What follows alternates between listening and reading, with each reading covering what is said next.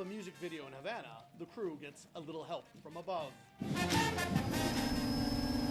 You don't see this very often here. Unmanned aerial vehicles, or drones, are virtually non-existent in Cuba. The island's secretive government isn't a fan of flying cameras and tells tourists and visiting journalists they can't bring them to the island. Eso es interferencia, serio.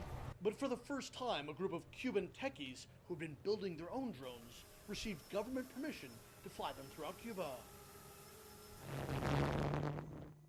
The results have been breathtaking. Todo el mundo cubano. Everyone, Cuban or foreigner, as soon as they see the video, he says, the first reaction is always the same: wow.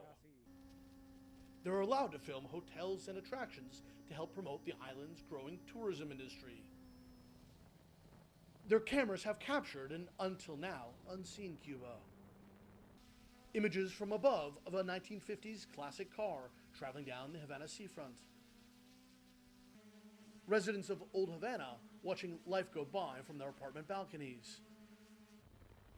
The tile rooftops of a small colonial town in the Cuban countryside. Pilot Alejandro Perez de la Cruz shows off the first models of the aircraft that they built from parts brought from China or that they themselves invented. We experimented with different types of propellers and motors, he says. It took us years. Years of research now paying off as clients line up to have them film events like this massive concert on the Havana seafront.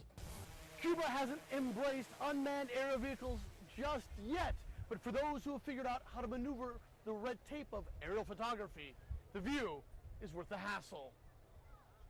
Cuba's drone pioneers say the slow relaxing of some restrictions gives them hope. These are times to challenge ourselves and to try new things, he says, and that's what we are doing. Next, they say they want to organize an exhibition of aerial photography to be shown in other countries, so more people can see a drone's eye view of Cuba.